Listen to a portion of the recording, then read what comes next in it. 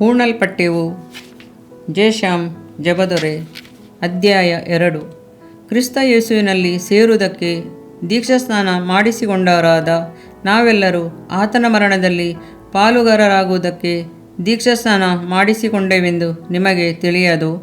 ಹೀಗಿರಲಾಗಿ ನಾವು ದೀಕ್ಷಾಸ್ನಾನ ಮಾಡಿಸಿಕೊಂಡಾಗ ಆತನ ಮರಣದಲ್ಲಿ ಪಾಲುಗಾರರಾಗಿ ಆತನೊಂದಿಗೆ ಹೂಣಲ್ಪಟ್ಟೆವು. ಆತನ ಮರಣಕ್ಕೆ ಸದೃಷ್ಟವಾದ ಮರಣವನ್ನು ಹೊಂದಿ ಆತನಲ್ಲಿ ಐಕ್ಯವಾಗಿದ್ದರೆ ಆತನ ಪುನರ್ಸ್ಥಾಪನಕ್ಕೆ ಸದೃಷ್ಟವಾದ ಪುನರ್ಸ್ಥಾನವನ್ನು ಹೊಂದಿ ಆತನಲ್ಲಿ ಐಕ್ಯವಾಗುವೆವು. ರೋಮಾಪುರ 6:3-5. ದೀಕ್ಷಾಸ್ನಾನವೆಂಬುದು ಸಭೆಯಲ್ಲಿ ಸೇರಲು ಅನುಸರಿಸಬೇಕಾದ ಒಂದು ಪದ್ಧತಿ ಎಂದು ಅನೇಕರು ತಿಳಿದಿದ್ದಾರೆ. ಮತ್ತೆ ಕೆಲವರು ಕ್ರಿಸ್ತ ಮಾರ್ಗದಲ್ಲಿರುವವರು ಕೈಗೊಳ್ಳಬೇಕಾದ ಒಂದು ಅನುಸರಣೆ ಎಂದು ಸಂಪ್ರದಾಯವೆಂದು ತಿಳಿದುಕೊಂಡಿದ್ದಾರೆ. ಆದರೆ ಸತ್ಯವೇದದ ಬೆಳಕಿನಲ್ಲಿ ನೋಡುವುದಾದರೆ ದೀಕ್ಷಾಸ್ನಾನವೆಂಬುದು ಹೂಣಲ್ಪಡುವ ಆರಾಧನೆ ಎಂಬುದಾಗಿ ನಾವು ತಿಳಿದುಕೊಳ್ಳಬಹುದು. ಇದನ್ನು ನಿಮಗೆ ವಿವರಿಸಿ ಹೇಳಲಾಶಿಸುತ್ತೇನೆ. ನೋಡಿರಿ, ಲೋಕದಲ್ಲಿ ಎಷ್ಟೋ ಮತಗಳಿವೆ, ಎಷ್ಟೋ ಮತಸ್ಥಾಪಕರಿದ್ದಾರೆ. ಅವರು ಭೂಮಿಯಲ್ಲಿರುವಾಗ ಸನ್ಮಾರ್ಗ ಜೀವಿತದ ಬಗ್ಗೆ ಬೋಧಿಸಿದರು, ನಂತರ ಸತ್ತು ಮಣ್ಣಿಗೆ ಮಣ್ಣಾಗಿ ಹೋದರು. ಆದರೆ ಕ್ರಿಸ್ತ ಮಾರ್ಗ ಅಂಥದ್ದಲ್ಲ. ನಮ್ಮ ಕರ್ತನಾದ ದೇವಾದಿದೇವನು ಪರಲೋಕದಿಂದ ಇಳಿದು ಬಂದನು, ನಮಗಾಗಿ ಶಿಲುಬೆಯಲ್ಲಿ ಜೀವ ಕೊಟ್ಟನು, ನಮಗಾಗಿ ಹೂಣಲ್ಪಟ್ಟನು, ಮೂರನೆಯ ದಿನದಲ್ಲಿ ಜೀವದಿಂದ ಎದ್ದನು. ಇದನ್ನು ನಾವು ದೀಕ್ಷಾಸ್ನಾನದಲ್ಲಿ ಅರಿಕೆ ಮಾಡಬೇಕು. ಯಾವ ಒಬ್ಬ ದೇವರ ಮಗು ಯೇಸು ಕ್ರಿಸ್ತನು ನನಗಾಗಿ ಸತ್ತು ಹೂಣಲ್ಪಟ್ಟು ಮೂರನೆಯ ದಿನದಲ್ಲಿ ಪುನರ್ಸ್ಥಾಪನ ಹೊಂದಿದನೆಂದು ನಂಬುತ್ತಾನೋ ಅಂಥವನು ದೀಕ್ಷಾಸ್ನಾನದಲ್ಲಿ ಅದನ್ನು ಅರಿಕೆ ಮಾಡುತ್ತಾನೆ. ನೀರಿನಲ್ಲಿ ಮುಳುಗುವುದು ಕ್ರಿಸ್ತನು ನನಗಾಗಿ ಹೂಣಲ್ಪಟ್ಟನೆಂಬುದನ್ನು ಸೂಚಿಸುತ್ತದೆ. ನೀರಿನಿಂದ ಏಳುವಾಗ ನನಗಾಗಿ ಕ್ರಿಸ್ತನು ಎದ್ದಿದ್ದಾನೆಂದು ಸೂಚಿಸುತ್ತದೆ. ನಾವು ಈ ರೀತಿಯಾಗಿ ದೀಕ್ಷಾಸ್ನಾನದ ಮೂಲಕ ಕ್ರಿಸ್ತನನ್ನು ಕುರಿತು ಧೈರ್ಯವಾಗಿ ಸಾಕ್ಷಿ ಕೊಡುತ್ತೇವೆ. ಯಾವ ಒಬ್ಬ ವ್ಯಕ್ತಿ ಈ ವಿಧವಾಗಿ ಸಾಕ್ಷಿ ಕೊಡುವುದಿಲ್ಲವೋ ಅಥವಾ ಸಾಕ್ಷಿ ಕೊಡಲು ನಾಚಿಕೆ ಪಡುವನೋ, ಕರ್ತನು ಸಹ ಅಂಥವನನ್ನು ಕುರಿತು ತಾನು ದೇವದೂತರೊಂದಿಗೆ ಬರುವಾಗ ನಾಚಿಕೊಳ್ಳುವನು. ದೀಕ್ಷಾಸ್ನಾನದ ಮೂಲಕ ಯೇಸು ಕ್ರಿಸ್ತನ ಮರಣ, ಹೂಣಲ್ಪಡುವಿಕೆ ಮತ್ತು ಪುನರುತ್ಥಾನಗಳನ್ನು ನಾವು ಅರಿಕೆ ಮಾಡುತ್ತೇವೆ. ಅದು ಮಾತ್ರವೇ ಅಲ್ಲ, ನಮ್ಮನ್ನು ಶಿಲುಬೆಯಲ್ಲಿ ಜಡಿಯಲ್ಪಟ್ಟು ಹೂಣಲ್ಪಡಲು ಒಪ್ಪಿಸಿಕೊಡುವವರಾಗಬೇಕು. ದೀಕ್ಷಾಸ್ನಾನವೆಂಬುದು ಸಮಸಂಸ್ಕಾರದ ಆರಾಧನೆ ಎಂಬುದನ್ನು ನಾವು ಮರೆಯಬಾರದು. ಯಾವ ಒಬ್ಬ ವ್ಯಕ್ತಿ ಕ್ರೂಶಿತನಾದ ಕ್ರಿಸ್ತನನ್ನು ಸಂಧಿಸುತ್ತಾನೋ ಅಂದು ಆತನು ನೂತನ ಸೃಷ್ಟಿಯಾಗಿ ಮಾರ್ಪಡುತ್ತಾನೆ. ಹಳೆಯುವವುಗಳು ಅಳಿದು ಹೋಗಬೇಕು, ಎಲ್ಲವೂ ನೂತನವಾಗಬೇಕು. ಹಳೆಯ ಪಾಪದ ಸ್ವಭಾವಗಳು, ಕೋಪತಾಪಗಳು, ಹಳೆಯ ಆಶೆ ಇಚ್ಛೆಗಳೆಲ್ಲವೂ ಅಳಿದು ಹೋಗಬೇಕಾಗಿದ್ದರೆ ನಾವು ಅವುಗಳೆಲ್ಲವನ್ನು ಕೊಂಡೊಯ್ದು ಹೂಣಿಬಿಡುವುದು ಅಗತ್ಯ. ಶವವನ್ನು ಹೂಣದೆ ಮನೆಯಲ್ಲಿಟ್ಟುಕೊಳ್ಳುವುದಾದರೆ 24 ಗಂಟೆಗಳೊಳಗಾಗಿ ಅದರಿಂದ ದುರ್ನಾತ ಬರಲಾರಂಭಿಸುತ್ತದೆ. ಆದುದರಿಂದಲೇ ಬೇಗನೆ ಅದನ್ನು ತೆಗೆದುಕೊಂಡು ಹೋಗಿ ಸಮಾಧಿ ಮಾಡುತ್ತಾರೆ. ಹಳೆಯ ಪಾಪವೆಂಬ ಮನುಷ್ಯನನ್ನು ಹೂಣಿಬಿಡದೆ ಎಷ್ಟು ದಿನ ಇಟ್ಟುಕೊಂಡಿರಲು ಸಾಧ್ಯ? ಆದುದರಿಂದ ದುರ್ನಾತ ಬರುತ್ತದೆಯಲ್ಲವೇ? ಹಾಗೆ ಅದನ್ನು ಹೂಣುವುದೇ ದೀಕ್ಷಾಸ್ನಾನ ಎಂದೆನಿಸಿಕೊಳ್ಳುತ್ತದೆ. ಹಾಗೆ ನಾವು ಅದನ್ನು ಹೂಣಿಬಿಡಬೇಕಾದರೆ ಇನ್ನೂ ನಾನಲ್ಲ ಎಂಬ ತಿಳುವಳಿಕೆ ಬರಬೇಕು. ಕ್ರಿಸ್ತನೊಂದಿಗೆ ಶಿಲುಬೆಗೆ ಹಾಕಿಸಿ ಕೊಂಡವನಾಗಿದ್ದೇನೆ, ಇನ್ನೂ ಜೀವಿಸುವವನು ನಾನಲ್ಲ, ಗಲಾತ್ಯ 2:20 ಎಂಬ ತಿಳುವಳಿಕೆ ಬರಬೇಕು. ಇನ್ನು ಮೇಲೆ ಹಳೆಯ ಪಾಪ ಜೀವಿತಕ್ಕೆ ಹೋಗುವುದಿಲ್ಲ ಎಂಬುದನ್ನು ನಿಶ್ಚಯದಿಂದ ತೀರ್ಮಾನಿಸಬೇಕು. ದೀಕ್ಷಾಸ್ನಾನ ಹೊಂದುವ ಮೊದಲು ಒಂದು ದಿನವಾದರೂ ಉಪವಾಸವಿದ್ದು ನಮ್ಮ ಪಾಪಗಳನ್ನೆಲ್ಲ ಅರಿಕೆ ಮಾಡಬೇಕು. ಇನ್ನು ಮೇಲೆ ಹಳೆಯ ಜೀವಿತ ಬೇಡವೆಂಬ ನಿರ್ಧಾರರೊಂದಿಗೆ ಮುಂದೆ ಹೋಗಬೇಕು. ಇದೇ ಹೂಣಿಡುವಿಕೆಯ ಅರ್ಥ. ನೀರಿನಲ್ಲಿ ಮುಳುಗುವಾಗ ನನ್ನ ಪಾಪದ ದೇಹವನ್ನು ನಾನು ಹೂಣಿಬಿಟ್ಟೆನು ಎಂಬುದನ್ನು ಅರಿತು ಮುಳುಗಬೇಕು. ನೀರನ್ನು ಬಿಟ್ಟೇಳುವಾಗ ಯೇಸುಕ್ರಿಸ್ತನ ಪುನರುತ್ಥಾನದ ಮಹಿಮೆಯೊಂದಿಗೆ ನಾನು ಹೇಳುವೆನು, ನಾನು ಈಗ ನೂತನ ಸೃಷ್ಟಿಯಾಗಿದ್ದೇನೆ ಎಂಬುದನ್ನು ಅನುಭವಿಸಿ ಹೇಳಬೇಕು. ಅದೇ ದೀಕ್ಷಾಸ್ನಾನದ ಪೂರ್ಣವಾದ ಉದ್ದೇಶ. ಪುನಃ ಅದೇ ವಾಕ್ಯವನ್ನು ಓದಿ ನೋಡಿರಿ. ನಾವೆಲ್ಲರೂ ಆತನ ಮರಣದಲ್ಲಿ ಪಾಲುಗಾರರಾಗುವುದಕ್ಕೆ ದೀಕ್ಷಾಸ್ನಾನ ಮಾಡಿಸಿ ಕೊಂಡೆವೆಂದು ನಿಮಗೆ ತಿಳಿಯದು. ರೋಮಾಪುರ 6:3. ಅಪೊಸ್ತಲನಾದ ಪೌಲನು ಬರೆಯುತ್ತಾನೆ, ಹೌದು, ಈ ಸ್ನಾನವು ಕ್ರಿಸ್ತನ ಪುನರುತ್ಥಾನದ ಮಹಿಮೆಯಲ್ಲಿ ಐಕ್ಯವಾಗುವ ದೀಕ್ಷಾಸ್ನಾನದಲ್ಲಿ ಪಾಪಾಧೀನವಾದ ಹಳೆಯ ಮನುಷ್ಯನನ್ನು ತೊರೆದುಬಿಟ್ಟು ನಂತರ ಪುನರುತ್ಥಾನವನ್ನು ಹೊಂದುತ್ತೇವೆಂದು ತಿಳಿದೆವು. ಇದರಲ್ಲಿ ಮತ್ತೊಂದು ಮುಖ್ಯವಾದ ಉಪದೇಶವನ್ನು ಈ ವೇದ ಭಾಗದಲ್ಲಿ ಗಮನಿಸಬೇಕು. 6ನೇ ಅಧ್ಯಾಯ 5ನೇ ವಾಕ್ಯವನ್ನು ಓದುವುದಾದರೆ, ಆ ವಾಕ್ಯ ಹೇಳುತ್ತದೆ, ಆತನ ಮರಣಕ್ಕೆ ಸದೃಶ್ಯವಾದ ಮರಣವನ್ನು ಹೊಂದಿ ಆತನಲ್ಲಿ ಐಕ್ಯವಾಗಿದ್ದರೆ ಆತನ ಪುನರುತ್ಥಾನಕ್ಕೆ ಸದೃಶ್ಯವಾದ ಪುನರುತ್ಥಾನವನ್ನು ಹೊಂದಿ ಆತನಲ್ಲಿ ಐಕ್ಯವಾಗುವೆವು. ಆತನ ಮರಣಕ್ಕೆ ಸದೃಶ್ಯವಾದ ಮರಣವನ್ನು ಹೊಂದಿ ಐಕ್ಯವಾಗಿದ್ದರೆ ಎಂದು ಹೇಳುವ ಈ ವಾಕ್ಯವು ಒಂದು ಒಪ್ಪಂದವನ್ನು ಸೂಚಿಸುತ್ತದೆ. ದೀಕ್ಷಾಸ್ನಾನದಲ್ಲಿ ನಾವು ಆತನ ಮರಣಕ್ಕೆ ಸದೃಶ್ಯವಾದ ಮರಣದಲ್ಲಿ ಐಕ್ಯಗೊಂಡಿದ್ದೇವೆ. ಸರಿ, ಹಾಗೆ ಐಕ್ಯಗೊಂಡವರಾಗಿ ಇರುವುದಾದರೆ ಆತನ ಪುನರುತ್ಥಾನಕ್ಕೆ ಸದೃಶ್ಯವಾದ ಪುನರುತ್ಥಾನದಲ್ಲಿಯೂ ಐಕ್ಯಗೊಂಡಿರುವೆವು. ಯೇಸುಕ್ರಿಸ್ತನೊಂದಿಗೆ ಪುನರುತ್ಥಾನದ ಸಾದೃಶ್ಯದಲ್ಲಿ ಐಕ್ಯರಾಗಲು ಆಶಿಸುವಿರಾ? ಯೇಸು ಸತ್ತು 3ನೆಯ ದಿನದಲ್ಲಿ ಪುನರುತ್ಥಾನ ಹೊಂದಿದನು. ನಾವು ತುತ್ತೂರಿಯ ಧ್ವನಿಯಾಗುವಾಗ ಎದ್ದು ಬರುವೆವು. ಇದನ್ನು ಸ್ವಲ್ಪ ಆಲೋಚಿಸಿ ನೋಡಿರಿ. ನಾವು ಆತನ ಮರಣಕ್ಕೆ ಸಾದೃಶ್ಯವಾದ ಮರಣದಲ್ಲಿ ಐಕ್ಯವಾಗದಿದ್ದರೆ, ದೀಕ್ಷಾಸ್ನಾನ ಹೊಂದಿಕೊಳ್ಳದಿದ್ದರೆ ಏನು ನಡೆಯಬಹುದು? ಆತನ ಪುನರುತ್ಥಾನದ ಸಾದೃಶ್ಯದಲ್ಲಿ ಐಕ್ಯರಾಗಲು ಸಾಧ್ಯವಿಲ್ಲದವರಾಗಿ ಕಾಣಲ್ಪಡುತ್ತೇವೆ ಅಲ್ಲವೇ? ತುತ್ತೂರಿ ಧ್ವನಿಯಾಗುವಾಗ ನಾವು ಮಾರ್ಪಡಲಾರೆವು. ನಿರ್ಲಯತ್ವವನ್ನು ಧರಿಸುವುದು ಸಾಧ್ಯವಿಲ್ಲ. ಆತನ ಬರುವಿಕೆಯಲ್ಲಿ ಎದುರುಗೊಂಡು ಹೋಗಲು ಸಾಧ್ಯವಿಲ್ಲದವರಾಗಿ ಕಾಣಲ್ಪಡುತ್ತೇ ಅಲ್ಲವೇ? ಯೇಸುಕ್ರಿಸ್ತನ ಮರಣ ಸಾದೃಶ್ಯವಾದ ದೀಕ್ಷಾಸ್ನಾನದಲ್ಲಿ ಐಕ್ಯವಿಲ್ಲದವರಾದರೆ ಆತನ ಪುನರುತ್ಥಾನದ ಸ್ವರೂಪದಲ್ಲಿ ಐಕ್ಯಗೊಳ್ಳದೆ ಹೋಗುವೆವು. ಹಾಗಾದರೆ ನಮ್ಮ ಸ್ಥಿತಿಯೇನು? ಆತನ ವಿರೋಧಿ ಎಂಬ ಅಂತ್ಯಕ್ರಿಸ್ತನ ಆಳ್ವಿಕೆಯಲ್ಲಿ ಸಿಕ್ಕಿ ಸಂಕಟವನ್ನು ಅನುಭವಿಸುವರಾಗಿದ್ದೇವೆ ಅಲ್ಲವೇ? ಒಂದು ವೇಳೆ ಕರ್ತನ ಬರುವಿಕೆಗೆ ಮೊದಲು ನಾವು ಮರಣ ಹೊಂದಿದರೆ, ಕರ್ತನ ಬರುವಿಕೆಯಲ್ಲಿ ಇಲ್ಲದವರಾಗಿ ಆತನ 1000 ವರ್ಷಗಳ ರಾಜ್ಯಭಾರದಲ್ಲಿ ಪಾಲಿಲ್ಲದವರಾಗಿ ಪಾಪಿಗಳೆಲ್ಲರೂ ನ್ಯಾಯತೀರ್ಪಿಗಾಗಿ ಸಿಂಹಾಸನದ ಮುಂದೆ ನಿಲ್ಲುವಾಗ ಅಲ್ಲಿ ನಿಲ್ಲಬಹುದಾದ ಸಂದರ್ಭ ಬರಬಹುದಲ್ಲವೇ? ಇದನ್ನು ಓದುವ ನಿಮ್ಮ ಮನಸ್ಸಿಗೆ ಇದು ಒಪ್ಪಿಗೆಯಾಗಿದ್ದಿರಬಹುದು. ಹೌದು, ಇದು ಒಂದು ಕಹಿಯಾದ ಸತ್ಯ. ರೋಮಾಪುರ 6ನೇ ಅಧ್ಯಾಯವನ್ನು ಪುನಃ ಓದಿ ನೋಡಿರಿ. ಆತನ ಮರಣ ಸಾದೃಶ್ಯದಲ್ಲಿ ನಾವು ಐಕ್ಯಗೊಂಡಿದ್ದರೆ ಆತನ ಪುನರುತ್ಥಾನಕ್ಕೆ ಸಾದೃಶ್ಯವಾದ ಪುನರುತ್ಥಾನದಲ್ಲೂ ಐಕ್ಯಗೊಂಡಿರುವೆವು ಎಂದು ಇಲ್ಲಿ ಸ್ಪಷ್ಟವಾಗಿ ಬರೆಯಲ್ಪಟ್ಟಿದೆ. ಆದುದರಿಂದ ನಾವು ದೀಕ್ಷಾಸ್ನಾನ ಹೊಂದುವುದು ಅಗತ್ಯವೆಂಬುದನ್ನು ಮರೆತು ಹೋಗಬಾರದು. ಪುನರುತ್ಥಾನದಲ್ಲಿ ಆತನ ಸಾರೂಪ್ಯ ಹೊಂದಲು ನಮಗೆ ದೀಕ್ಷಾಸ್ನಾನ ಅಗತ್ಯ. ಒಂದು ದೇಶದಿಂದ ಮತ್ತೊಂದು ದೇಶಕ್ಕೆ ಪ್ರಯಾಣ ಮಾಡಲು ಅನೇಕ ಸಿದ್ಧತೆಗಳನ್ನು ಮಾಡಿಕೊಳ್ಳಬೇಕು. ಸರ್ಕಾರವು ಅನೇಕ ನಿಬಂಧನೆಗಳನ್ನು ವಿಧಿಸುತ್ತದೆ. ಮೊದಲನೇದಾಗಿ ರಹದಾರಿ ಪಾಸ್ಪೋರ್ಟ್ ಪಡೆದಿರಬೇಕು, ಟಿಕೆಟ್ ಇರಬೇಕು, ವೀಸಾ ಮತ್ತು ಅನ್ಯ ಚಲಾವಣೆಗಳಿರಬೇಕು, ರೋಗ ನಿರೋಧಕ ಚುಚ್ಚುಮದ್ದನ್ನು ಹಾಕಿಸಿಕೊಂಡಿರಬೇಕು. ಕೆಲವು ವರ್ಷಗಳ ಹಿಂದೆ ನಾನು ಶ್ರೀಲಂಕೆಗೆ ಹೋಗಿದ್ದಾಗ ಒಬ್ಬ ಸಹೋದರನು ನನ್ನೊಂದಿಗೆ ಬಂದಿದ್ದನು. ಅವರ ಬಳಿ ಪಾಸ್ಪೋರ್ಟ್, ವೀಸಾ ಎಲ್ಲವೂ ಇದ್ದಿತು. ಆದರೆ ರೋಗ ನಿರೋಧಕವನ್ನು ಹಾಕಿಸಿಕೊಂಡಿದ್ದಕ್ಕೆ ಪ್ರಮಾಣ ಪತ್ರವಿರಲಿಲ್ಲ. ಆ ದಿನಗಳಲ್ಲಿ ರೋಗ ನಿರೋಧಕ ಚುಚ್ಚುಮದ್ದನ್ನು ತೆಗೆದುಕೊಂಡು ಪ್ರಮಾಣ ಪತ್ರವನ್ನು ಲಗತ್ತಿಸಿರುವ ಬಗ್ಗೆ ಪರಿಶೀಲನೆ ಬಹು ಕಠಿಣವಾಗಿತ್ತು. ಆದರೆ ಆತನಾದರೂ ತಾನು ಚುಚ್ಚುಮದ್ದನ್ನು ಹಾಕಿಸಿಕೊಳ್ಳದೆ ಹಾಗೆ ಸಂಭಾಳಿಸುತ್ತೇನೆ ಎಂದು ವಾದ ಮಾಡುತ್ತಿದ್ದನು. ಪ್ರಯಾಣ ಮುಗಿಸಿ ಶ್ರೀಲಂಕಾ ದ್ವೀಪದ ತೀರವನ್ನು ಮುಟ್ಟಿದೆವು. ತೀರದಲ್ಲಿಳಿದು ಎಲ್ಲರೂ ಉತ್ಸವದಿಂದಲೂ ಸಂತೋಷದಿಂದಲೂ ಹೋಗುತ್ತಿದ್ದೆವು. ಆದರೆ ಆ ಮನುಷ್ಯನನ್ನು ಶ್ರೀಲಂಕೆಯ ಸರ್ಕಾರ ಅಲ್ಲಿಯೇ ತಡೆದು ನಿಲ್ಲಿಸಿತು. ಒಂದು ಸಣ್ಣ ಕಾರ್ಯಕ್ಕಾಗಿ ಅವರನ್ನು ಅಲ್ಲಿ ತಡೆ ಹಿಡಿಯಲಾಯಿತು. ಅವರನ್ನು ನೋಡಲು ನನಗೆ ಬಹಳ ಪರಿತಾಪವಾಗಿತ್ತು. ಸತ್ಯವೇದವು ದೀಕ್ಷಾಸ್ನಾನದ ಬಗ್ಗೆ ಒತ್ತಾಯ ಮಾಡುತ್ತಿದ್ದಾಗಿಯೂ ಸಹ ಅದಕ್ಕೆ ವಿರೋಧವಾಗಿ ಮಾತನಾಡುತ್ತಾ ತರ್ಕಿಸುವುದರಿಂದ ಏನು ಪ್ರಯೋಜನ? ತರ್ಕದಿಂದ ಕೇಡು ಉಂಟಾಗುವುದೇ ಹೊರತು ಯಾವ ಒಳ್ಳೆಯದು ಸಿಗುವುದಿಲ್ಲ.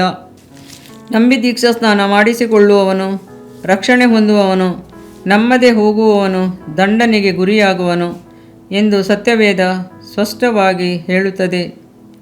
ಮಾರ್ಕ 16:16 ಒಬ್ಬನು ನೀರಿನಿಂದಲೂ ಆತ್ಮನಿಂದಲೂ ಹುಟ್ಟದಿದ್ದರೆ ದೇವರ ರಾಜ್ಯಕ್ಕೆ ಸೇರಲಾರನು ಎಂದು ಸ್ವಾಮಿ ಹೇಳಿದ್ದಾನೆ. ಯೇಸುಕ್ರಿಸ್ತನು ತಾನೇ ಇದನ್ನು ನುಡಿದಿರುವುದರಿಂದ ದೀಕ್ಷಾಸ್ನಾನ ಹೊಂದದೆ ಆತನ ರಾಜ್ಯವನ್ನು ಪ್ರವೇಶಿಸಲು ಪ್ರಯತ್ನಿಸುವುದು ಎಷ್ಟು ಅವಿವೇಕವಾದ ಕಾರ್ಯವಲ್ಲವೇ? ಆತನ ಎರಡನೇ ಬರುವಿಕೆಯಲ್ಲಿ ಸಹ ದೀಕ್ಷಾಸ್ನಾನವಿಲ್ಲದೆ ಸೇರುವುದು ಸಾಧ್ಯವಿಲ್ಲ ಎಂಬುದನ್ನು ನಿರ್ದಿಷ್ಟವಾಗಿ ಸತ್ಯವೇದ ಹೇಳುತ್ತದೆ. ಯೇಸುಕ್ರಿಸ್ತನು ಈ ಭೂಮಿಯಲ್ಲಿದ್ದ ದಿನಗಳಲ್ಲಿಯೂ ಸಹ ಇಂಥ ತರ್ಕವಾದಿಗಳು ಇದ್ದರು. ಅವರೇ ಶಾಸ್ತ್ರಿಗಳು, ಫರಿಸಾಯರು ಮತ್ತು ಧರ್ಮೋಪದೇಶಕರು. ಅವರನ್ನು ಕುರಿತು ಸತ್ಯವೇದ ಏನು ಹೇಳುತ್ತದೆ ಎಂದು ನೋಡಿರಿ. ಫರಿಸಾಯರು, ಧರ್ಮೋಪದೇಶಕರು ಅವನಿಂದ ದೀಕ್ಷಾಸ್ನಾನ ಮಾಡಿಸಿಕೊಳ್ಳದೆ ಹೋದದರಲ್ಲಿ ತಮ್ಮ ವಿಷಯವಾಗಿ ದೇವರ ಸಂಕಲ್ಪವನ್ನು ನಿರಾಕರಿಸಿದರು ಎಂದು ಬರೆದದೆ. ಲೂಕ 7:30. ಈ ವಾಕ್ಯವನ್ನು ನೋಡಿದರೆ ದೀಕ್ಷಾಸ್ನಾನವು ದೇವರ ಸಂಕಲ್ಪವೆಂಬುದನ್ನು ನಾವು ತಿಳಿಯಬಹುದು. ದೇವರ ಸಂಕಲ್ಪಕ್ಕೆ ನಾವು ಯಾವಾಗಲೂ ವಿಧೇಯರಾಗುವುದು ಒಳ್ಳೆಯದು. ಫರಿಸಾಯರಿಗೂ ಧರ್ಮೋಪದೇಶಕರಿಗೂ ಆ ಸಂಕಲ್ಪಕ್ಕೆ ವಿಧೇಯರಾಗಲು ಮನಸ್ಸಿಲ್ಲ. ಇದರಿಂದ ತಮ್ಮ ಕೇಡಿಗೆ ತಾವೇ ಕಾರಣರಾದರು. ದೇವರ ಸಂಕಲ್ಪವಾಗಿರುವ ದೀಕ್ಷಾಸ್ನಾನವನ್ನು ಅಂಗೀಕರಿಸದೆ ತರ್ಕ ಮಾಡಿ ನಿರಾಕರಿಸುವವರು ತಮಗೆ ತಾವೇ ಕೇಡು ಬಗೆದುಕೊಳ್ಳುತ್ತಾರೆ. ಪ್ರಿಯ ದೇವಮಗುವೆ, ಫರಿಸಾಯರಂತೆ ನೀನು ಆಗಬೇಡ. ಇದು ಕೃಪೆಯ ಕಾಲ. ನೆನೆಸದ ವೇಳೆಯಲ್ಲಿ ಕರ್ತನು ಬರಬಹುದೆಂದು ಎದುರು ನೋಡುತ್ತಿರುವ ಕೊನೆಯ ಕಾಲ.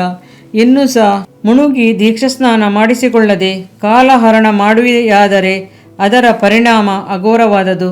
ಲಘುಬಗೆಯಿಂದ ಶೀಘ್ರವಾಗಿ ದೀಕ್ಷಾಸ್ನಾನದಲ್ಲಿ ದಾಟಿ ಹೋಗಿರಿ. ಕೃಪೆಯ ಕಾಲವನ್ನು ಉಪಯೋಗಿಸಿಕೊಳ್ಳಿರಿ. ನೀವು ನಿಮಗೆ ಕೇಡನ್ನುಂಟು ಮಾಡಿಕೊಂಡು ಕ್ರಿಸ್ತನ ವಿರೋಧಿ ರಾಜ್ಯದಲ್ಲಿ ಸಿಕ್ಕಿಕೊಳ್ಳಬೇಡಿ. ನಿಜ ಸಂಗತಿ ಒಂದನ್ನು ನಿಮ್ಮೊಂದಿಗೆ ಹಂಚಿಕೊಳ್ಳಲಾಶಿಸುತ್ತೇನೆ. ಒಬ್ಬ ಬೋಧಕರು ನೀರಿನಲ್ಲಿ ಮುಣುಗಿ ತೆಗೆಯುವ ದೀಕ್ಷಾಸ್ನಾನದ ಬಗ್ಗೆ ಒಬ್ಬ ಸಹೋದರನೊಂದಿಗೆ ಮಾತನಾಡಿದರು.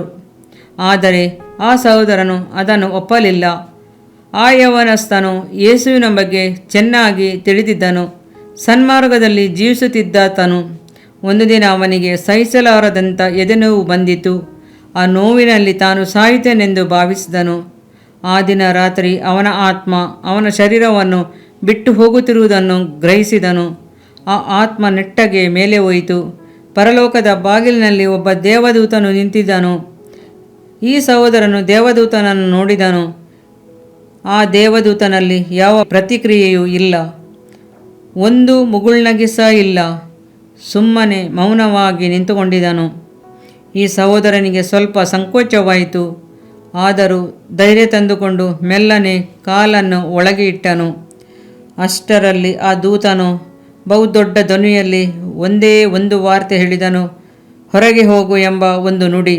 ಆ ಶಬ್ದವನ್ನು ಕೇಳಿದ ಆ ಸಹೋದರನು ಹೆದರಿ ನಡುಗಿ ಬೆಚ್ಚಿಬಿದ್ದು ಎಚ್ಚೆತ್ತುಕೊಂಡನು. ಕೈ ಕಾಲುಗಳೆಲ್ಲ ನಡುಗುತ್ತಿದ್ದಿತು. ರಾತ್ರಿ 2 ಗಂಟೆಯ ಸಮಯ. ಆತನು ಹಾಸಿಗೆ ಬಿಟ್ಟದ್ದು. ಅದು ರಾತ್ರಿ ಎಂಬುದನ್ನು ಸಹ ಲಕ್ಷ್ಯ ಮಾಡದೆ ಆ ಬೋಧಕರ ಕಡೆಗೆ ಓಡಿದನು. ಅಯ್ಯ, ಈಗಲೇ ನನಗೆ ದೀಕ್ಷಾಸ್ನಾನ ಕೊಟ್ಟು ಬಿಡಿ. ನಾನು ಯಾವಾಗ ಸಾಯುವೆನೋ ನನಗೆ ಗೊತ್ತಿಲ್ಲ. ಮತ್ತೊಮ್ಮೆ ಆ ದೇವದೂತನು ನನ್ನನ್ನು ನೋಡಿ ಆಚೆ ಹೋಗು ಎಂದು ಹೇಳಬಾರದು. ನನಗೆ ಕೂಡಲೇ ದೀಕ್ಷಾಸ್ನಾನ ಕೊಡಿ ಎಂದು ಅಂಗಲಾಚಿ ಕೇಳಿಕೊಂಡನು. ದೀಕ್ಷಾಸ್ನಾನ ಹೊಂದುವಾಗ ಆಕಾಶವು ತೆರೆಯಲ್ಪಡುವುದು. ಯೇಸು ಸ್ನಾನ ಮಾಡಿಸಿಕೊಂಡ ಕೂಡಲೇ ನೀರಿನಿಂದ ಮೇಲಕ್ಕೆ ಬರಲು ಇಗೋ, ಆತನಿಗೆ ಆಕಾಶವು ತೆರೆಯಿತು ಎಂದು ಮತ್ತಾಯ 3:16 ನೋಡುತ್ತೇವೆ. ಆಕಾಶ ತೆರೆಯಿತು. ಅದರೊಂದಿಗೆ ಒಂದು ಆಕಾಶವಾಣಿ ಉಂಟಾಯಿತು. ಈತನು ಪ್ರಿಯನಾಗಿರುವ ನನ್ನ ಮಗನು, ಈತನನ್ನು ನಾನು ಮೆಚ್ಚಿದ್ದೇನೆ ಎಂದು ನುಡಿಯಿತು. ಆಕಾಶವು ತೆರೆಯಲ್ಪಡುವುದು ಒಂದು ಅಚ್ಚರಿಯ ಅನುಭವ. ಈತನು ಪ್ರಿಯನಾಗಿರುವ ನನ್ನ ಮಗನು, ಈತನನ್ನು ಮೆಚ್ಚಿದ್ದೇನೆ ಎಂಬ ಧ್ವನಿ ಕೇಳಿಸಿಕೊಳ್ಳುವುದು ಮಹತ್ತರವಾದ ಒಂದು ಅನುಭವ. ನಿಮಗಾಗಿ ಆಕಾಶ ತೆರೆಯಲ್ಪಡುವುದು ಬೇಡವೇ? ಈ ಅನುಭವವನ್ನು ಹೊಂದಿಕೊಳ್ಳುವ ಆಶೆ ನಿಮಗಿಲ್ಲವೇ? ಆಕಾಶ ತೆರೆಯಲ್ಪಡುವಾಗ ನಾವು ಎಷ್ಟು ಮಹಿಮೆಯಾದ ಕಾರ್ಯಗಳನ್ನೆಲ್ಲ ಕಾಣಬಹುದಲ್ಲವೇ? ತೆರೆದ ಆಕಾಶದಲ್ಲಿ ಸಿಂಹಾಸನವನ್ನು ಕಾಣಬಹುದು, ಸಾವಿರಾರು ದೇವದೂತರನ್ನು ನೋಡಬಹುದು, ನಮಗಾಗಿ ಕರ್ತನು ಸಿದ್ಧಪಡಿಸಿರುವ ವಾಸ ಸ್ಥಳಗಳನ್ನು ಕಾಣಬಹುದು. ಆದರೆ ನಾವು ದೀಕ್ಷಾ ಸ್ನಾನದಲ್ಲಿ ನಮ್ಮನ್ನು ಒಪ್ಪಿಸಿಕೊಡದಿದ್ದರೆ ಆಕಾಶ ಮುಚ್ಚಲ್ಪಟ್ಟಿರುತ್ತದೆ ಎಂದು ಶೋಚನೀಯವಲ್ಲವೇ? ಆದಿಯಲ್ಲಿ ದೇವರು ಇಳಿದು ಬಂದು ಮನುಷ್ಯನೊಂದಿಗೆ ಸಂಚರಿಸುತ್ತಿದ್ದನು. ಆಕಾಶವು ಯಾವಾಗಲೂ ತೆರೆದಿಡಲ್ಪಟ್ಟದ್ದಾಗಿಯೇ ಇರುತ್ತಿತ್ತು. ಆದರೆ ಮನುಷ್ಯನು ಪಾಪ ಮಾಡಿದಾಗ ಆಕಾಶವು ಮುಚ್ಚಲ್ಪಟ್ಟಿತು, ದೇವರ ಧ್ವನಿಯನ್ನು ಕೇಳಲಾರದನು. ಎರಡನೇ ಆದಮನಾದ ಯೇಸುಕ್ರಿಸ್ತನು ತಂದೆ ದೇವರಿಗೆ ವಿಧೇಯನಾಗಿ ದೇವರ ನೀತಿಯನ್ನು ನೆರವೇರಿಸಲು ಯೋರ್ದನ್ನಲ್ಲಿ ಇಳಿದು ದೀಕ್ಷಾಸ್ನಾನ ಹೊಂದಿದಾಗ ಆಕಾಶ ತೆರೆಯಲ್ಪಟ್ಟಿತು. ಇದು ಎಷ್ಟು ಮಹತ್ವಪೂರಿತ ಅನುಭವವಲ್ಲವೇ? ಅಂದಿನಿಂದ ಇಂದಿನವರೆಗೂ ಯಾವ ದೇವರ ಮಕ್ಕಳು ತಮ್ಮ ಪಾಪಗಳನ್ನು ಒಪ್ಪಿಕೊಟ್ಟು ಮನಸಾಂತರಪಟ್ಟು ದೀಕ್ಷಾಸ್ನಾನ ಹೊಂದುತ್ತಾರೋ ಅವರಿಗೆ ಆಕಾಶವು ತೆರೆಯಲ್ಪಡುವುದಂತಾಗಿದೆ. ಇದರಿಂದ ನಿನ್ನ ದೇಹಕ್ಕೆ ಆರೋಗ್ಯವು, ಎಲುಬುಗಳಿಗೆ ಸಾರವು ಉಂಟಾಗುವವು. ಜ್ಞಾನೋಕ್ತಿಗಳು 3ನೇ ಅಧ್ಯಾಯ 8ನೇ ವಾಕ್ಯ. ಪ್ರಿಯ ವೀಕ್ಷಕರೇ ಮತ್ತು ಕರ್ತನಲ್ಲಿ ಸಹೋದರ ಸಹೋದರಿಯರೇ, ನೀವು ನಮ್ಮ ಈ ಕಾರ್ಯಕ್ರಮವನ್ನ ವೀಕ್ಷಿಸಿದ್ದಕ್ಕಾಗಿ ದೇವರ ನಾಮದಲ್ಲಿ ನಿಮಗೆ ವಂದನೆಗಳು. ದೇವರ ವಾಕ್ಯವು ನಮ್ಮ ಎಲುಬಿಗೆ ಬಲವು ಸಾರವೂ ಆಗಿದೆ ಎಂದು ಸತ್ಯವೇದವು ಹೇಳುವಂತೆ ಈ ಕಾರ್ಯಕ್ರಮವು ನಿಮಗೆ ಆಶೀರ್ವಾದಕರವಾಗಿದೆ ಎಂದು ನಂಬುತ್ತೇವೆ. ಪ್ರಿಯ ವೀಕ್ಷಕರೇ, ನಮ್ಮ ಈ ಸೇವೆಗಾಗಿ ಪ್ರಾರ್ಥಿಸಿರಿ ಮತ್ತು ಎಲ್ಲಾ ಕಾರ್ಯಕ್ರಮಗಳನ್ನ ಇತರರೊಂದಿಗೆ ಶೇರ್ ಮಾಡಿರಿ. ಅದೇ ರೀತಿಯಾಗಿ ನಮ್ಮ ಈ ಯೂಟ್ಯೂಬ್ ಚಾನೆಲ್ ಅನ್ನು ಸಬ್ಸ್ಕ್ರೈಬ್ ಮಾಡಿರಿ ಹಾಗೂ ಲೈಕ್ ಮಾಡಿ. ನಿಮ್ಮ ಅನಿಸಿಕೆಗಳನ್ನು ಕಮೆಂಟ್ ಬಾಕ್ಸ್ನಲ್ಲಿ ನಮಗೆ ತಿಳಿಯಪಡಿಸಿ. ನಮ್ಮ ಸಂಖ್ಯೆ 7022104605. ಈ ಸಂಖ್ಯೆಗೆ ಕರೆ ಮಾಡಿರಿ. ಒಬ್ಬ ಪಾಪಿಯ ಪ್ರಾರ್ಥನೆ, ಯೇಸುವನ್ನು ರಕ್ಷಕನಾಗಿ ಅಂಗೀಕರಿಸಲು ಮಾಡಬೇಕಾದ ಪ್ರಾರ್ಥನೆ. ಪ್ರಿಯ ಪರಲೋಕದ ತಂದೆಯೇ, ಯೇಸುವಿನ ಹೆಸರಿನಲ್ಲಿ ನಾನು ನಿನ್ನ ಬಳಿಗೆ ಬಂದಿದ್ದೇನೆ. ನನ್ನ ಬಳಿಗೆ ಬರುವವರನ್ನು ನಾನು ತಳ್ಳಿಬಿಡುವುದೇ ಇಲ್ಲ. ಯೋಹಾನ 6:37 ಎಂದು ನಿನ್ನ ವಾಕ್ಯ ಹೇಳುತ್ತದಲ್ಲ. ಆದ್ದರಿಂದ ನೀನು ನನ್ನನ್ನು ತಳ್ಳಿಬಿಡದೆ ನನ್ನನ್ನು ಸೇರಿಸಿಕೊಳ್ಳುವಿ ಎಂದು ನನಗೆ ಗೊತ್ತಿದೆ. ಆದ್ದರಿಂದ ನಾನು ನಿನಗೆ ಸ್ತೋತ್ರ ಮಾಡುತ್ತೇನೆ. ನೀನು ನಿನ್ನ ವಾಕ್ಯದಲ್ಲಿ ನೀನು ಯೇಸುವನ್ನೇ ಕರ್ತನೆಂದು ಬಾಯಿಂದ ಅರಿಕೆ ಮಾಡಿಕೊಂಡು ದೇವರು ಆತನನ್ನು ಸತ್ತವರೊಳಗಿಂದ ಎಬ್ಬಿಸಿದನೆಂದು ಹೃದಯದಿಂದ ನಂಬಿದರೆ ನಿನಗೆ ರಕ್ಷಣೆಯಾಗುವುದು ಎಂತಲೂ, ಕರ್ತನ ನಾಮವನ್ನ ಹೇಳಿಕೊಳ್ಳುವವರೆಲ್ಲರಿಗೆ ರಕ್ಷಣೆಯಾಗುವುದೆಂತಲೂ ಬರೆದಿದೆ. ರೋಮ 10:9 13ನೇ ವಾಕ್ಯ. ಯೇಸುಕ್ರಿಸ್ತನು ದೇವಕುಮಾರನೆಂದು ನನ್ನ ಹೃದಯದಲ್ಲಿ ನಂಬುತ್ತೇನೆ. ನನ್ನನ್ನು ನೀತಿವಂತನನ್ನಾಗಿ ಮಾಡುವುದಕ್ಕಾಗಿ ಆತನು ಸತ್ತವರೊಳಗಿಂದ ಎಬ್ಬಿಸಲ್ಪಟ್ಟನು ಎಂದು ನಂಬುತ್ತೇನೆ. ನಾನು ಆತನ ನಾಮವನ್ನ ಹೇಳಿಕೊಳ್ಳುತ್ತೇನೆ. ಯೇಸುವೇ, ನೀನೇ ಕರ್ತನು. ತಂದೆಯೇ, ನೀನು ನನ್ನನ್ನು ರಕ್ಷಿಸಿದಿ ಎಂದು ನಾನು ನಂಬುತ್ತೇನೆ. ನಿನ್ನ ವಾಕ್ಯವು ಹೇಳುತ್ತದೆ, ಮನುಷ್ಯನು ಹೃದಯದಿಂದ ನಂಬುವುದರ ಮೂಲಕ ನೀತಿಯು ದೊರಕುತ್ತದೆ, ಬಾಯಿಂದ ಅರಿಕೆ ಮಾಡುವುದರ ಮೂಲಕ ರಕ್ಷಣೆಯಾಗುತ್ತದೆ. ರೋಮ 10:10. ನಾನೀಗ ನನ್ನ ಹೃದಯದಲ್ಲಿ ನಂಬುತ್ತೇನೆ ಹಾಗೂ ಯೇಸುವೇ ನನ್ನ ಕರ್ತನೆಂದು ಅರಿಕೆ ಮಾಡುತ್ತೇನೆ. ಆದುದರಿಂದ ನಾನೀಗ ರಕ್ಷಣೆ ಹೊಂದಿದ್ದೇನೆ. ಅಪ್ಪಾ ತಂದೆಯೇ, ನಿನಗೆ ಸ್ತೋತ್ರ. ಲೂಕನು ಬರೆದ ಸುವಾರ್ತೆ 11ನೇ ಅಧ್ಯಾಯದಲ್ಲಿ ಬರೆದಿರುವಂತೆ, ನಿಮ್ಮಲ್ಲಿ ತಂದೆಯಾದವನು ಮೀನನ್ನು ಕೇಳುವ ಮಗನಿಗೆ ಮೀನು ಕೊಡದೆ ಹಾವನ್ನು ಕೊಡುವನೆ? ಅಥವಾ ತತ್ತಿಯನ್ನು ಕೇಳಿದರೆ ಚೇಳನ್ನು ಕೊಡುವನೆ? ಹಾಗಾದರೆ ಕೆಟ್ಟವರಾದ ನೀವು ನಿಮ್ಮ ಮಕ್ಕಳಿಗೆ ಒಳ್ಳೆ ಪದಾರ್ಥಗಳನ್ನ ಕೊಡಬಲ್ಲವರಾದರೆ ಪರಲೋಕದಲ್ಲಿರುವ ನಿಮ್ಮ ತಂದೆಯು ತನ್ನನ್ನು ಬೇಡಿಕೊಳ್ಳುವವರಿಗೆ ಎಷ್ಟೋ ಹೆಚ್ಚಾಗಿ ಪವಿತ್ರಾತ್ಮ ವರವನ್ನ ಕೊಡುವವನಲ್ಲವೇ ಅಂದನು. ತಂದೆಯೇ, ನೀನು ಕೇಳಿಕೊಳ್ಳುವವರಿಗೆ ಪವಿತ್ರಾತ್ಮನ ವರವನ್ನು ಹೇರಳವಾಗಿ ಕೊಡುವಾತನಾಗಿದ್ದಿ. ಆದ್ದರಿಂದ ನನ್ನ ಮೇಲೆಯೂ ನಿನ್ನ ಆತ್ಮನನ್ನು ಸುರಿಸಬೇಕಾಗಿ ಬೇಡಿಕೊಳ್ಳುತ್ತೇನೆ. ಕೀರ್ತನೆ 81:10 ಬರೆದಿದೆ, ಅಗಲವಾಗಿ ಬಾಯಿದೆರೆಯಿರಿ, ಅದನ್ನು ತುಂಬಿಸುವೆನು. ಕರ್ತನೇ, ನನ್ನನ್ನು ಪವಿತ್ರಾತ್ಮನಿಂದ ತುಂಬಿದಂತ ನೀನು ನನ್ನನ್ನು ಅನ್ಯ ಭಾಷೆಯ ವರದಿಂದಲೂ ತುಂಬುವವನಾಗಿದ್ದಿ ಎಂದು ನಂಬುತ್ತೇನೆ. ಅದರಂತೆ ನಾನು ನನ್ನ ಬಾಯಿಯನ್ನು ತೆರೆದು ನಿನ್ನ ಸ್ತೋತ್ರ ಮಾಡುವಾಗ ಅನ್ಯ ಭಾಷೆಯ ಅಭಿಷೇಕದಿಂದ ನನ್ನನ್ನು ತುಂಬುವವನಾಗಿದ್ದಿ ಎಂದು ನಂಬುತ್ತೇನೆ. ಈಗ ನೀವು ನಿಮ್ಮ ಬಾಯಿಯನ್ನು ತೆರೆದು ಮಾತನಾಡುವಾಗ ಪವಿತ್ರಾತ್ಮನು ನಿಮ್ಮ ಬಾಯಿಯನ್ನು ತನ್ನ ಭಾಷೆಯಿಂದ ತುಂಬುವವನಾಗಿದ್ದಾನೆ. ಇದು ದೇವರ ಭಾಷೆಯಾಗಿದೆ. ಈ ಅಭಿಷೇಕವನ್ನ ಹೊಂದಿಕೊಳ್ಳಲು ನೀವು ನಿಮ್ಮ ಸ್ವರವನ್ನ ಉಪಯೋಗಿಸಬೇಕು. ಅದರಿಂದ ನೀವು ನಿಮ್ಮ ಬಾಯನ್ನು ತೆರೆದು ದೇವರಿಗೆ ಸ್ತೋತ್ರ ಮಾಡುವಾಗ ದೇವರು ನಿಮ್ಮನ್ನು ಅನ್ಯ ಭಾಷೆಯ ವರದಿಂದ ತುಂಬುವವನಾಗಿದ್ದಾನೆ. ಪ್ರಿಯರೇ, ಈಗ ನೀವು ಪವಿತ್ರಾತ್ಮನಿಂದ ತುಂಬಲ್ಪಟ್ಟ ಆತನ ಪ್ರಿಯ ಮಕ್ಕಳಾಗಿದ್ದೀರಿ. ದೇವರ ನಾಮಕ್ಕೆ ಸ್ತೋತ್ರವಾಗಲಿ.